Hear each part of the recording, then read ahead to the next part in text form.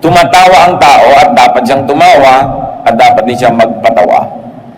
Maraming pag-aaral sa mga hayop kung sila ay tumatawa o nakakaya ba nilang tumawa. At hanggang ngayon wala pa mga conclusive evidences. It seems like mga tao lang talaga ang merong ganitong uri ng regalo mula sa Diyos. At napakalaking ministry po ang magpatawa. In a manner of speaking, comedians can be considered as priests na namamagitan mula sa divine at sa human, kung saan tayo ay napapagaan ng pakiramdam, napapasaya, napapatawa. How does happiness laugh? What does happiness laugh at? Laugh at yourself. Ang isang taong magiging masaya, dapat kaya niya at napagtatawanan niya ang kanyang sarili, ang kanyang reality, ang mga katotohanan ng buhay niya na madalas hindi naman talaga nakakatawa.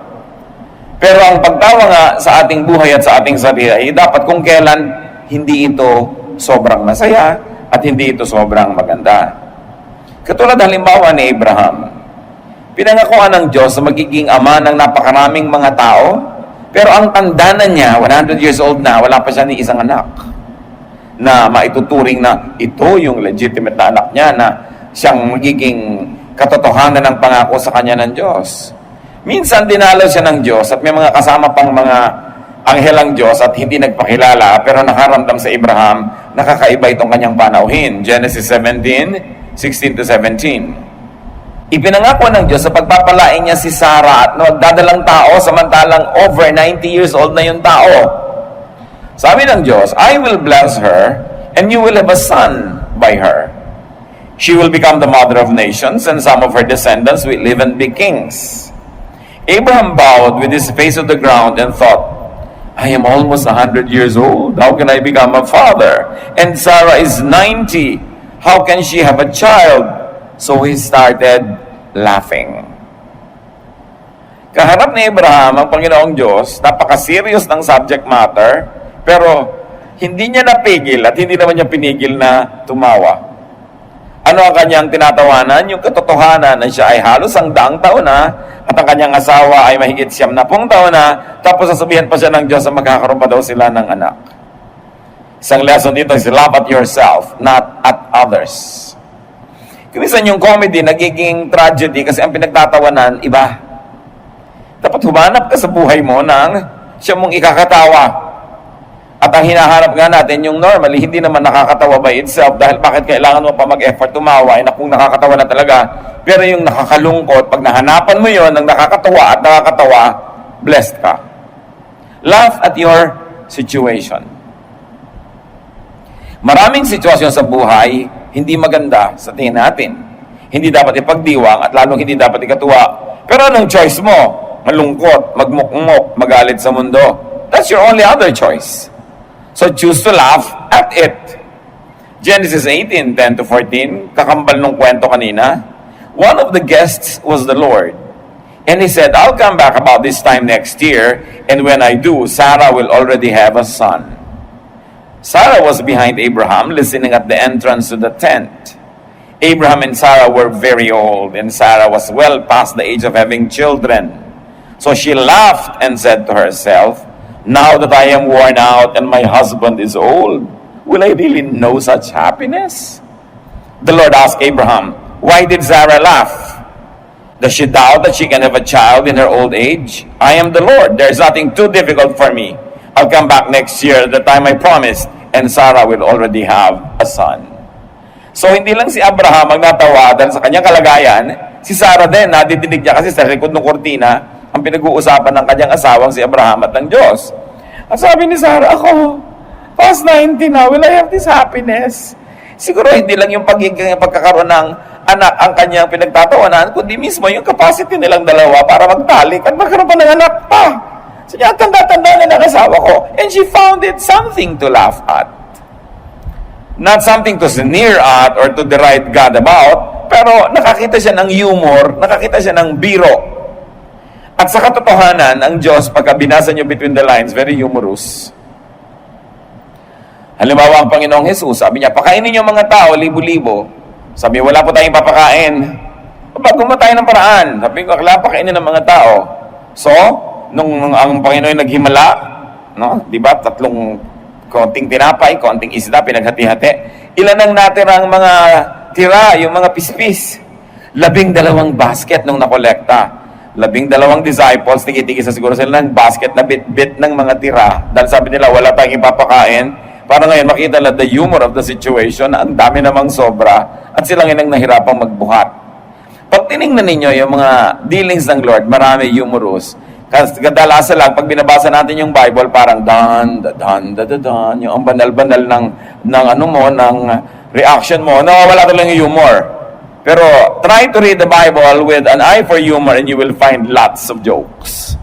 So laugh at your situation, not at other people's situation.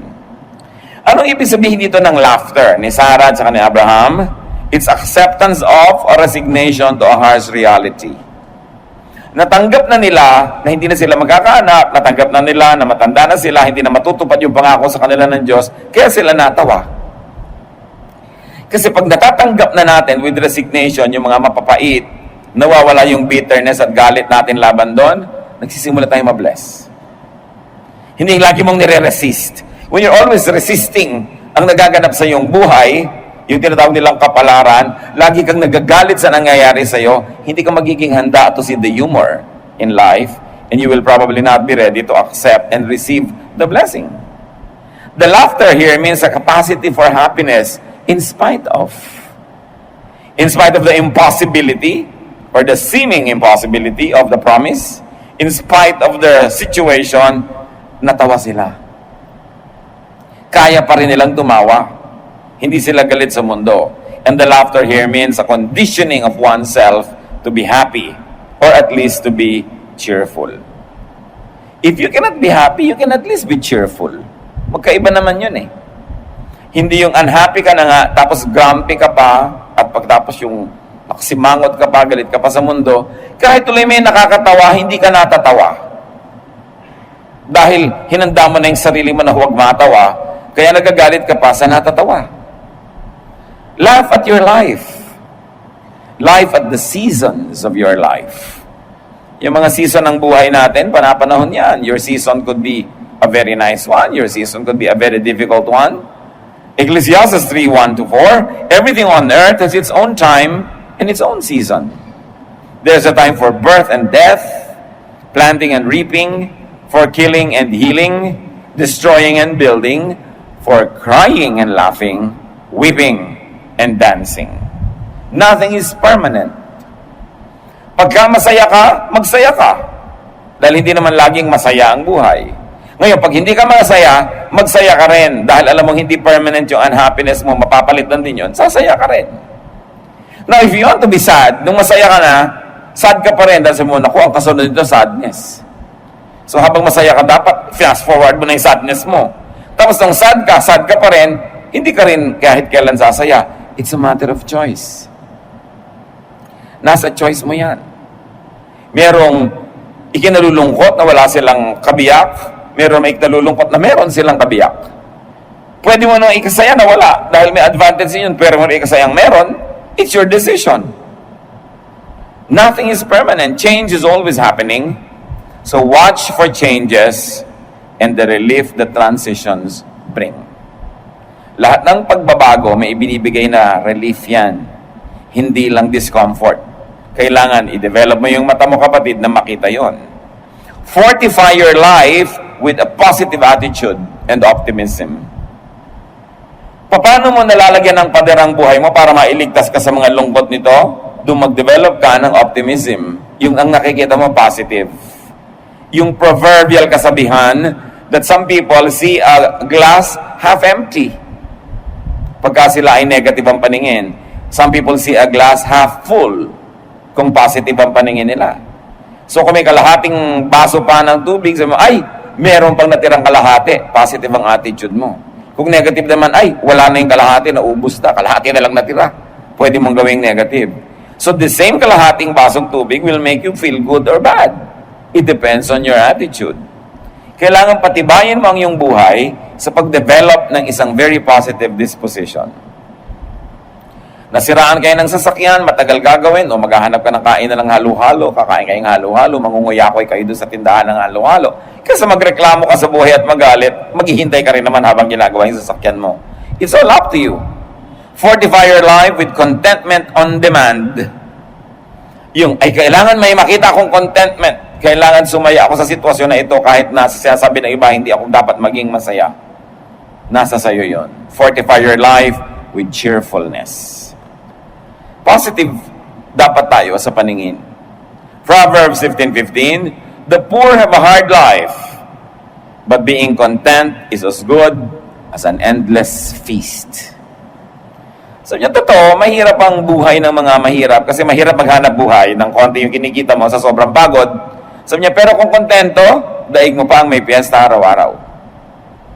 Kung mayaman ka naman, wala kang contentment, kahit piyesta araw-araw, hindi ka pa rin masaya at nasisiyahan. Bit-bit mo ang iyong kaligayahan. Dala-dala mo rin ang iyong kalungkutan. Nasa sayo kung alin na yung bibitawan at kung alin ang iyong patuloy na bubuhatin. So laugh at your comedy. Ang buhay ng tao, ang dami-daming comedy. Laugh at your tragedy. Or laugh in spite of your tragedy. Kaya sa drama, yung mukha ng tao, ang dali-daling pinapalungkot, pinapababa lang yung labing ganyan. Sa pinapasaya naman, pinapataas lang. It's the same mouth. It's the same lips. A few directions, a few movements of some muscles will already determine your disposition. Ngayon, kung masaya ka, it shows on your face. Pero kung hindi ka tunay na masaya at pinapasaya mo yung mukha mo magiging entry point ng happiness into your heart. Kaya magiging happy ka rin. You have to reverse the cycle of loneliness by at least showing a cheerful disposition, by singing a song, by smiling, by laughing, at makikita nyo may energy sa yung cheerfulness, it could turn into happiness. Kailangan yon. Yung iba naman happy na, ayaw pa maging cheerful, ayaw pa magpahalata. Ang happy-happy na. Ang laki ng kinita sa negosyo, huy, tumipa ka ba? Konti. Ayaw pang magpahalata, no? Na masaya. Gusto nang tumalon at tumili sa saya, pero ngingiti lang ng konti. Ba't mo kailangan sikilin yung ganong damdamin? Kailangan express mo yan. For example, 2:1-3, Hannah prayed, "You make me strong and happy, Lord. You rescued me. Now I can be glad and laugh at my enemies. No other God is like you. We're safer with you than on a high mountain. I can tell those proud people, stop boasting. Nothing is hidden from the Lord, and He judges what we do." So sabi niya, you made me strong and happy. Nire-recognize itong si Hannah na ang happiness sa Diyos yan ang gagaling. Kaya dapat pag dumarating, ine-entertain. Pag wala, hinihingi. Pagka wala, pinoposition mo yung sarili mo para ma-attract sa iyo yung happiness at lapitan ka niya. Alam niyo, ang happiness, ang gusto niyang kasama, kapwa happiness. So pag yung angel of happiness, naghahanap ng kakalungan, makakasama, nakita ka na kasimangot, sa palagay mo, lalapit sa'yo? No!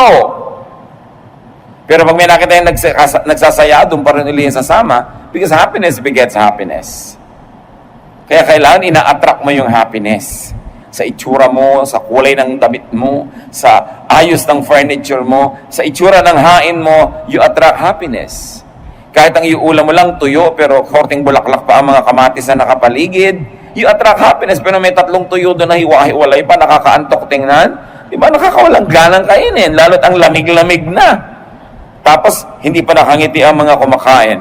Si Job, na ang daming naranasan na hirap sa buhay, chapter 5, 23-26, in times of war and famine, God will keep you safe. You will be sheltered without fear of hurtful words or any other weapon. You will laugh at the threat of destruction and famine. Di ba pag may threat of destruction and famine, you are scared, say, you will laugh. Tinatakot ka ng buhay na maghihirap ka, tatanda ka, magkakasakit ka, you will laugh. Yung Proverbs 31 lady, you will laugh at the days to come. Yun ang sinasabi. And you won't be afraid of wild animals. They will no longer be fierce, and your rocky fields will become friendly. Your home will be secure, and your sheep will be safe. You will have more descendants, and there are blades of grass on the face of the earth.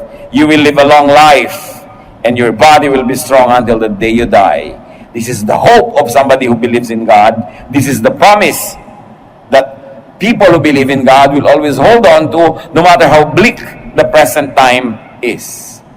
Kaya sabi niya, in times of war and famine, in times of threats of destruction, you will laugh. Meron tayong pwedeng pagkunan ng malalim na ligaya kahit yung katabi nating katotohanan, the immediate and the here and the now, seem to be very difficult. Because you know that God is in control and that God loves His people. Your situation will change. Or if your situation doesn't change soon enough, you can change your attitude about your situation. Dalawa lang naman ang pwedeng magbago. Nagbago yung sitwasyon o binago mo ang iyong pananaw. Katulad nung grape na hindi maabot-abot nung bear, yung sour grape. Inaabot niya yung grape, hindi niya maabot. Sabi niya, di bale, maasim naman. Wag na lang. Pinalitan niya yung attitude niya para hindi siya malungkot. Yun tinatawag na sour grapes. Nag-sour grapes ka na naman. Sabi mo, hindi ka ba niligawan nung lalaking yan? Wala namang kwenta, mukhang tamad. Sour grape, di ba? Kahit nga tamad, bubuhayin mo, iligawa ka lang. No? Pero sour grape ka lang dyan. Defense mechanism natin yon. Bakit mo naman papalungkotin yung sarili mo sa nakakalungkot na sitwasyon na nga? Umimbento ka ng paraan para sumaya. It is your duty to yourself. We have to cope.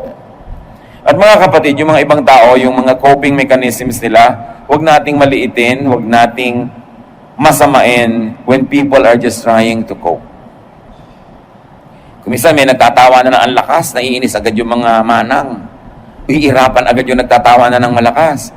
Ano man ang malay mo, 30 araw na siyang umiiyak, ngayon lang siya gumawa ng kaligayahan, o kaya umiimbento kahit hindi totoo para lapitan man lang siya ng kaligayahan, siya ay naglalagay ng pain, tumatawa siya, tapos magagalit ka pa sa kanya. Meron pa nga na isang babae na kung magbihis talaga, hindi mo malaman kung planet man o kung clown o anghel, no? May mga conservative na women sa church, pinagsabihan siya. Sabi niya, sister, bakit naman ganyan ka magdamit? Hindi nakaka-glorify ka, Lord. Hindi daw nakaka-glorify. Alam niyo, sabi ng kapatid natin na yun, ito na lang ang kaligayahan kong natitira sa buhay. Kung alam niyo lang pinagdaanan kong pait at hirap, dito na lang ako sumasaya, papakialaman niyo pa ako. So mula nun, hindi na siya dinyadge. Basta naman hindi malaswa yung damit mo, yung iba naman kasi pati pananamit ng kapwa, pinapakialaman. Ano ba naman itong babaeng to? Laki-laki ng ribbon sa ulo. Di ba?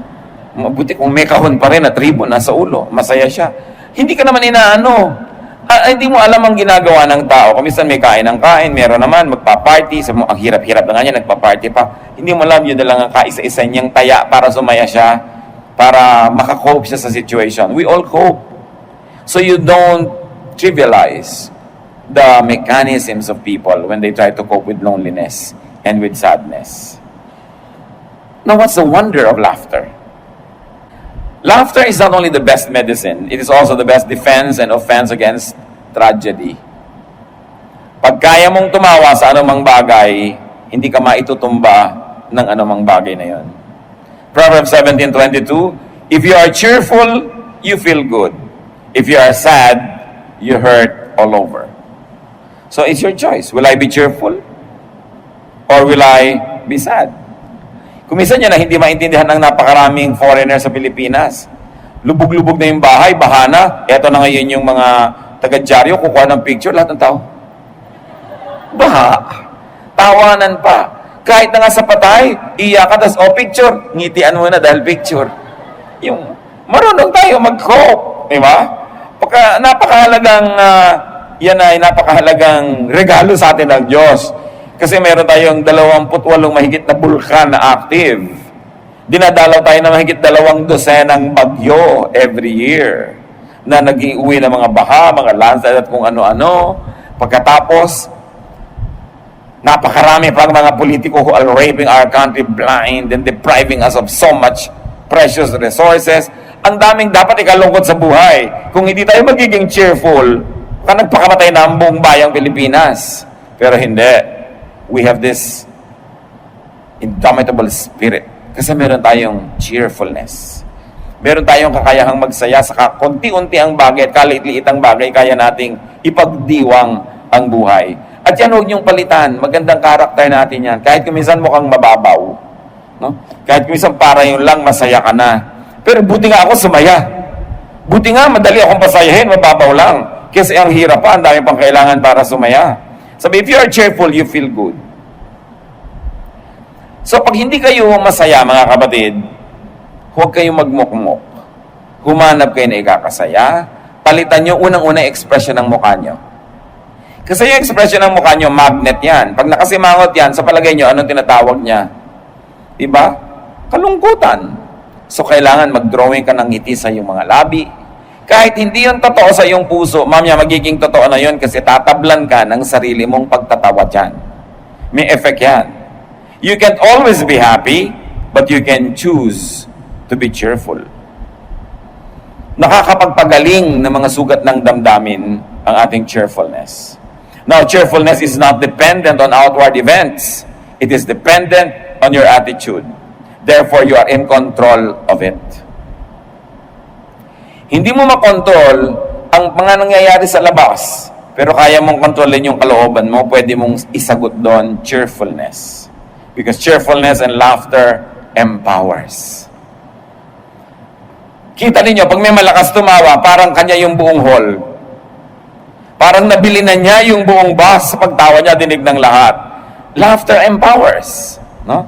Proverbs 17:22, a cheerful heart is good medicine, but a crushed spirit dries up the bones. Kaya tayo mga kapatid, merong ministry of cheerfulness. Kasi pagka ikaw ay malungkot, hindi lang sarili mo yung naapektuhan. Naapektuhan yung mga katabi mo, mga mahal sa buhay, mga nasa paligid. Tayo may pananagutan din sa isa't isa na magpasaya sa isa't isa. Hindi komo malungkot ka, may karapatan ka ng palungkutin lahat ng tao. Meron tayong pananagutan to keep a group spirit, no? Esprit de corps, kailangan buhay. At lahat yan nagko-contribute. Sa inyong pamilya, kung malungkot yung mood, magdagdag kayo ng happiness. Hindi yung tinakausap na kayo, ayaw nyo pa kumipo, pinapakain na kayo, ayaw nyo pa lumabas ng kwarto. Inaalagaan pa kayo. Samantalang dapat katulong kayo na nagpapasaya sa buong pamilya.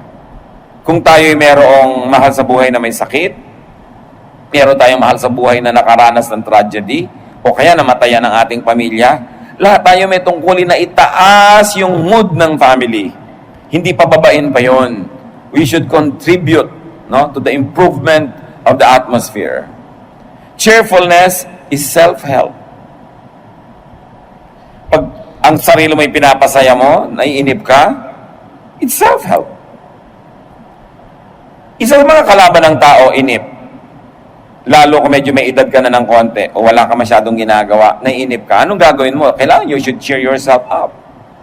Kaya yung mga iba, anong nangyayari pag naiinip? Umiimbento ng mga bisyo, nagda-drugs, naglalasing, o kaya kung ano-anong sinusuot ng mga panganib, mga thrill, lalong problema ang nagiging bunga. Hindi lang tuloy inip yung nagiging problem, nagkakaroon pa ng crisis, nagkakaroon pa ng tragedy. Cheerfulness is first aid. At may mga tao na kung nagkakasagutan sila, nagkakainisan, kung may pumasok lang na isang nakakatawang bagay at pareho silang tumawa, solve na yung problem, hindi nalalaki yung gulo. Kasi yung pagtawa, nakaka-break yan ng momentum ng pag-aaway eh. Pag may nakakatawa, kaya kung minsan nag-aaway kayo, may isang kaibigan kayong kengkoy, pinapatawa kayo, nagagalit ka, huwag kang magpatawa dyan. Buti nga, pinapatawa ka. Diba? At kung kaya mong tumawa, tawanan mo. Kung hindi, imbentohan mo ng tawa, masisira yung atmosphere of gloom at maaaring napakalaking pag-aaway ang hindi matutuloy dahil lang nagtawanan kayo. Cheerfulness is surgery. It can take off a part of your life that is undesirable or that is horrible. Pagka nagkaroon kayo ng katuwaan, cheerfulness is antidote. Kasi pag marami kang naipon na happiness and cheer in your life, kayang-kaya mong tumanggap ng mga hirap dahil maraming nakadeposit na positive, maraming mang ma-withdraw na negative, ang natira pa rin maraming positive. So cheerfulness is defense and offense. It is a powerful survival mechanism. Kaya pag may tawa ng tawa, huwag yung pigilin. Huwag yung lagi yung sinisikil yung tawa ng tawa. Dahil musika, sa tenga natin yung laughter. Nakakahawa nga yan yung tawa. Subukan ninyo, maglagay kayo sa iPad nyo, kaya maglagay kayo sa recorder, maglagay kayo sa computer nyo ng mga tawa. Yung talagang tawang parang gumugulong sa sahig yung tumatawa. Makinig ka lang, natatawa ka na rin. Lagyan nyo kaya ng panaghoy. Ang i-recording nyo yung mga iyak. Hindi nyo, may talab din sa inyo yan. Pinipili nyo kung anong dinidinig.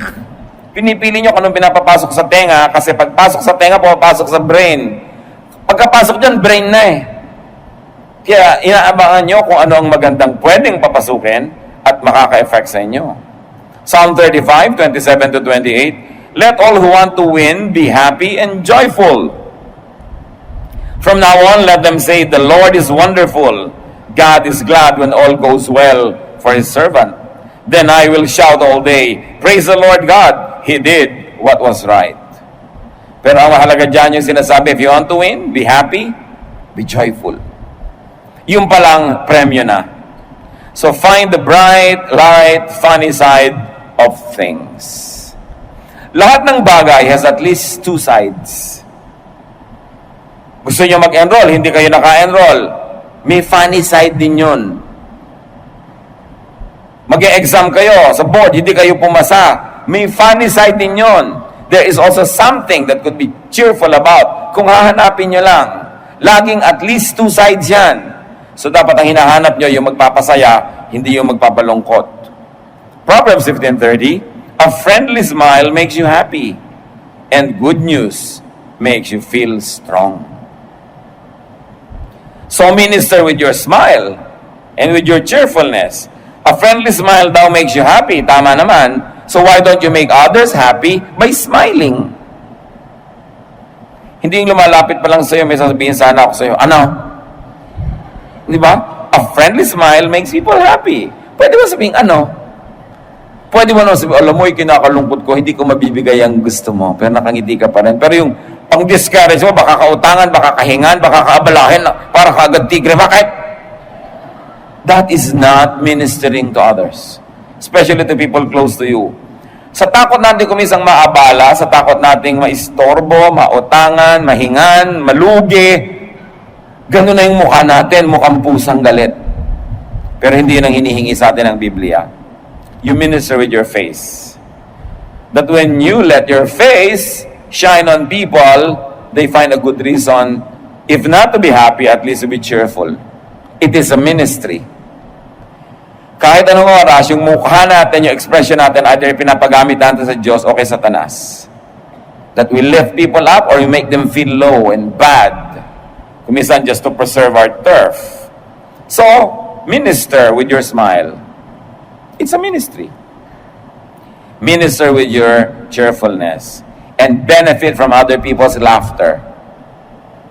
Ang hirap kuminsan, nakasakay ka sa jeepney, may nagtatawanan, nakakakwat-tawa talaga, pero pigil na pigil ka. Huwag ka na magpigil, makitawa ka na, makipaghampasan ka pa sa kanila. Di ba? Kasali ka na agad sa kwentuhan. Yung biruin mo, nakikinig ka lang na minister ka, pero kuminsan may nadidinig ka, di ba? Nade-depress ka. Kasi yung balita nila. So, nakaka-minister tayo sa mga tao, we make them feel good or we make them feel bad. Lahat ng pwedeng sumali ka sa kaligayahan, makisali. Huwag yung masyadong hard to get, masyadong conservative, masyadong pa-image, masyadong hindi ma-rich. Kasi at the end of the day, you'll be sad. Or at least you will not be happy. Psalm 16, 10-11, I am your chosen one. You won't leave me in the grave or let my body decay. You have shown me the path of life, and you make me glad by being near to me. Sitting at your right side, I will always be joyful. So, ang tinutukoy dito, yung presence ng Amang Diyos. So, sinasabi, katabi lang kita, kasama lang kita, masaya na ako. Eh, hindi ba lagi naman talaga natin kasama ang Diyos? Wala ka naman pwedeng puntahan na wala doon ng Diyos. So, wala kang dahilan para mawalan ng reason to be joyful about. Because you are in the presence of God, no matter what the situation. And if we're going to internalize that and operationalize that, ang liit ng darating sa iyong lungkot. At dumadapo man yan, maalala mo agad na hindi mo dapat i-entertain, itataboy mo agad. You cannot stop sadness, you cannot stop loneliness and worry from flying over your head, but you can stop them from nesting in your hair. Hindi mo dapat i-entertain masyado matagal. Pag may naalala mo malungkot, ibahin mo, change channels, change the thoughts. Merong tugtog na nakakapagpalungkot sa iyo, huwag yan na i-play mo. Yun nagpapasaya. Dapat nagpapalungkot ka lang sa buhay mo at pinapayagan mo malungkot ka when you reflect, and your reflection makes you wiser. Other than that, be kind to your emotion. Find happiness in God's presence, and you will never run out of reasons to be happy. He who laughs wins. Proverbs 18:14, being cheerful helps when we are sick, but nothing helps when we give up. Marami mga pag-aaral na sa medisina, sa mga wellness fields, yung mga taong masayahin, mas madalis makarecover sa sakit. Yung mga malulungkutin, ang hirap tabla ng gamot at madalis ma-infect. Mas madaling ma-infect ang mga taong malulungkutin kaysa mga taong masasayahin. Kaya dagdagan ninyo yung potential na kayo yung lumusog, lumakas, make yourself happy. And we are cheerful not only when we are healthy. Sabi, being cheerful helps one when we are sick. So kahit may sakit ka, maghanap ka ng ikakasaya. Diba? Maghanap ka ng ikakatuwa. Kaya nakakatuwa yung mga ospital na magagandang mga painting, masasaya mga scenery yung nasa room para ma-lift up ang iyong spirit, para sumaya-saya ka. Ano ang mapapala mo pag nagmukmuk ka? Ano ang mapapala mo kung naninimangot ka? Pati mga tao, iiwasan ka. So nababawasan yung potential that happiness be brought into your life. Happiness brings out laughter. But in turn, laughter can induce happiness. Yan po yung sinasabi natin kanina. Pag masaya ka, matatawa ka. Pero kung hindi ka masaya, magtatawa ka, mamaya sasaya ka na rin.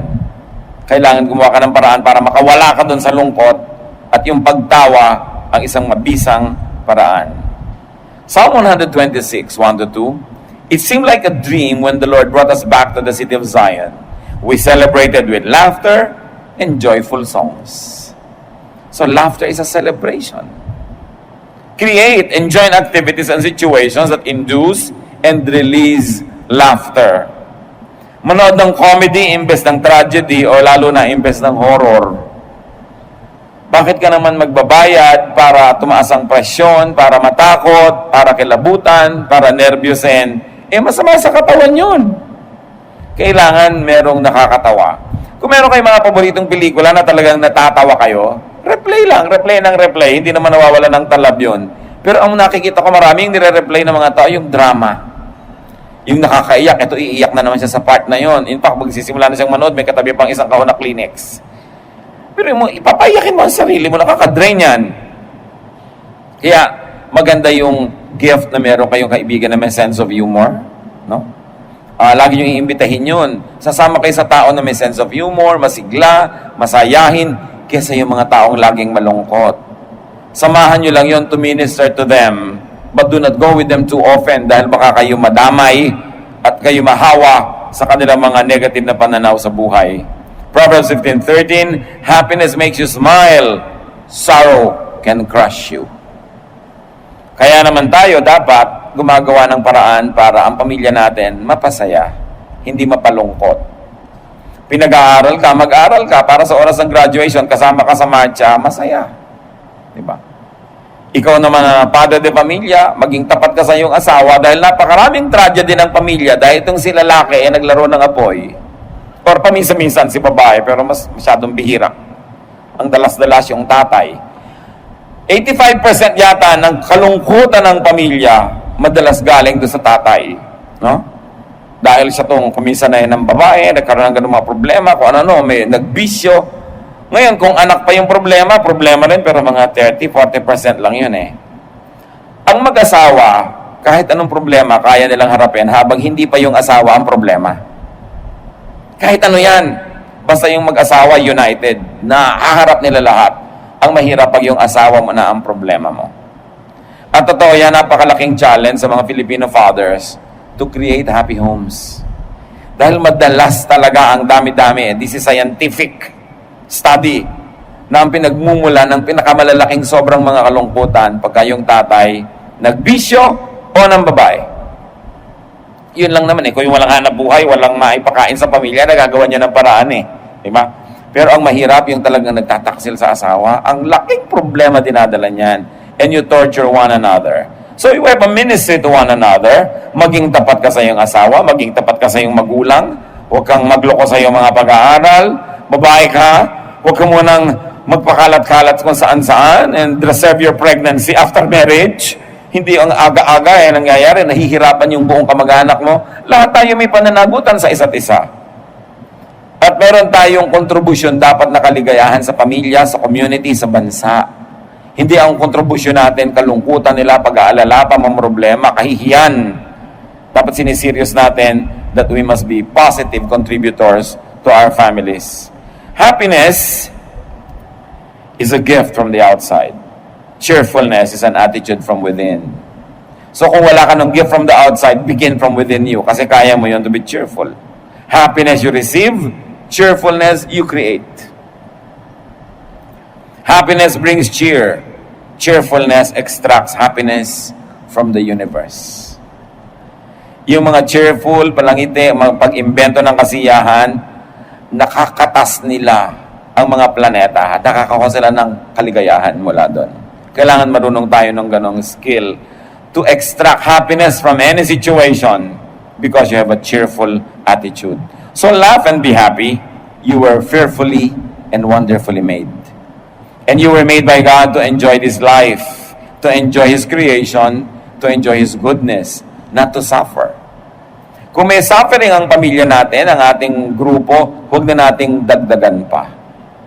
Kung minsan, mga magulang nyo may problema, yung mga anak naman magre-rebelde pa, sasabay pa, dinadagdagan nyo pa yung problema. Pagka merong mahina na performer sa ating pamilya, merong failure yung performance niya, all the others have to compensate and do extra well para buuin yung pamilya. Hindi yung magdadagdag pa kayo ng problema, may problema na nga. Dapat patibayin. How much do you want to be happy? Kanina, tinanong ko kayo, how happy are you? 1 to 10. You'll be surprised, many people are not really happy. Or at least they think so. Pero dapat meron tayong gawin. Hindi ka pala happy, umimbento ka ng kasiyahan. Be happy, be cheerful, do something. Lift yourself up. Magsaya, magpasaya. Dapat meron ka talagang happiness project. Ang dami nating project sa buhay eh. May project ka ba na sumaya? May project ka ba kung paano mo papasayahin pa ang iyong asawa? Iniisip mo ba yan? Paano ko pa siya papasayahin? May project ba tayo para, paano ko papasayahin ang mga bata, ang mga anak ko? Is that enough na pinapakain ko sila, pinag-aaral ko? Paano ko sila papasayahin? Mga anak, may project ba kayo? Paano ko papasayahin ang aking magulang? Huh? Minsan, ang dami yung project, paano ko papasayahin ang girlfriend ko, boyfriend ko, pero yung mga magulang, nakakalimutan.